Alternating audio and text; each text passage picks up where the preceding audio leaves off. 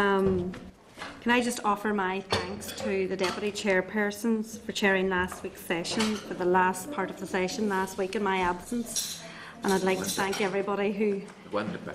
Yeah, as you know, I had to leave very abruptly because of a crisis at home, but thankfully everything's okay and everybody's alive and well. So I'd like to thank those who sent best wishes to me on that effect, and to thank John for stepping in on my behalf.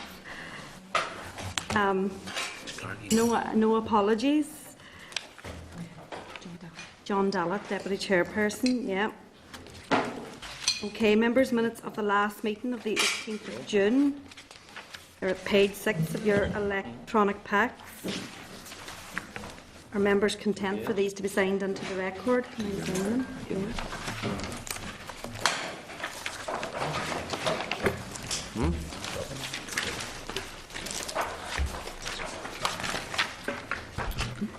Okay, members, content that I sign them into the record, the members of the minutes of the last meeting? Agreed.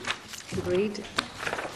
Okay, members, we have correspondence relating to the Presbyterian Mutual Society, which is at pages 9 to 11 of your electronic packs.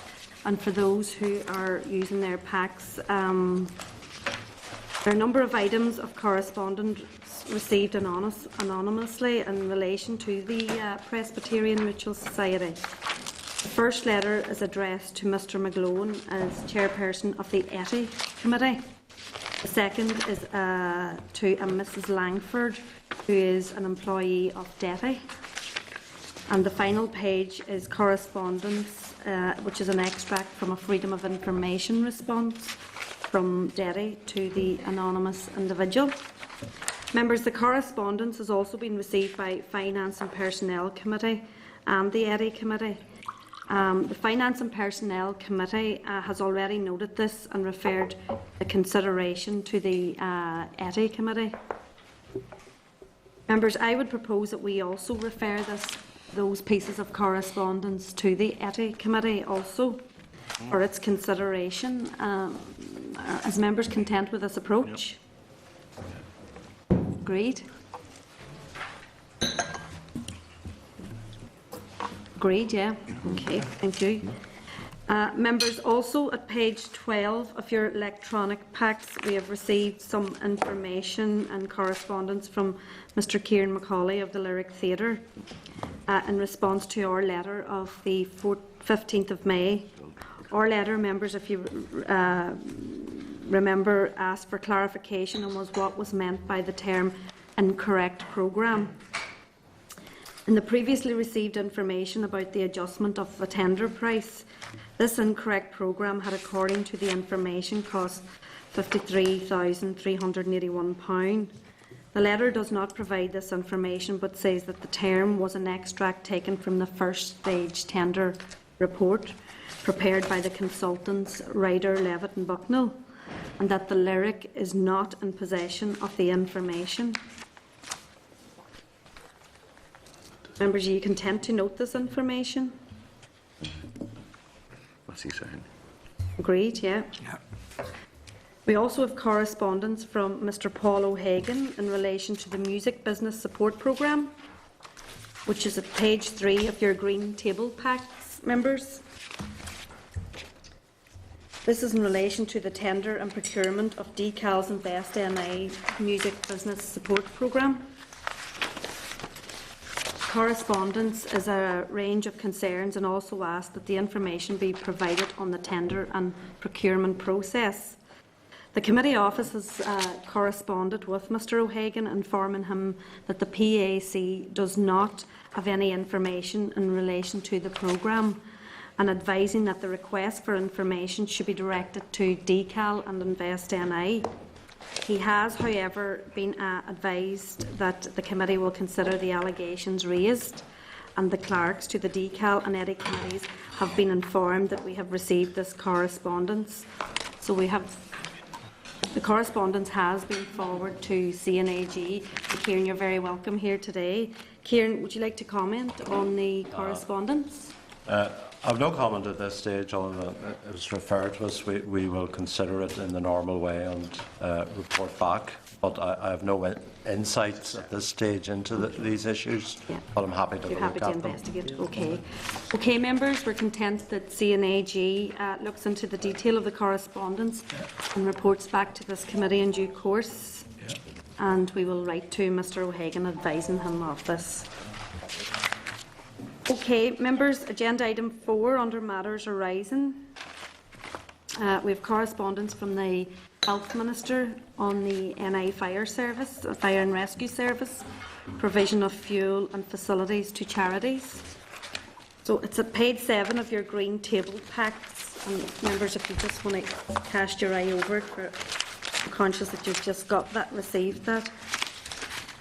This information is a response from the Health Minister to our request for information on the Fire and Rescue Service provision of fuel and facilities to charities. So if you just take a moment to consider it.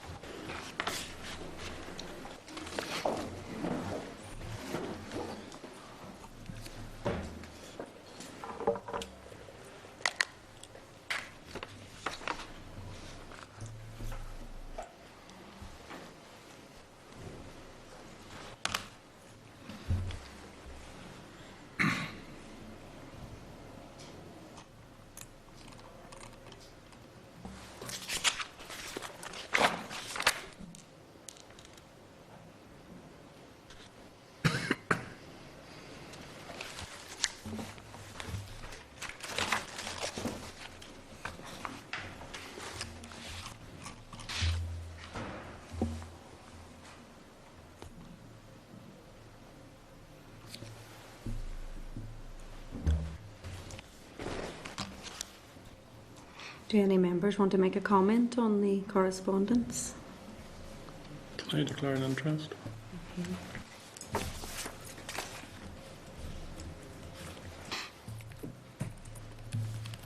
As Assembly Private Secretary for the Minister for Health.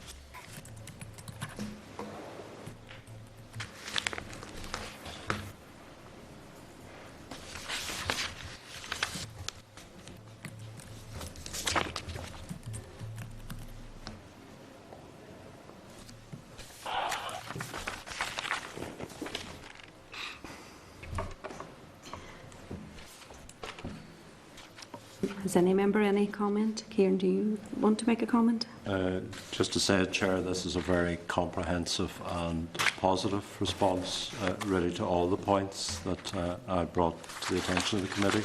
So I think it resolves, when these points are fully addressed, it will resolve the issues around charity vehicles.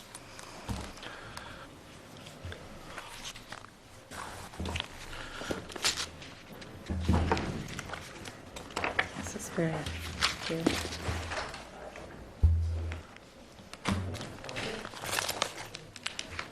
Okay then, members, are we content to note the correspondence from the Minister? Yep. Yeah, agreed. Okay, thank you. Members, to deal with the rest of the business of today, we are now moving into closed session. Can we get an agreement to move on to closed? Yeah. Agreed? Okay.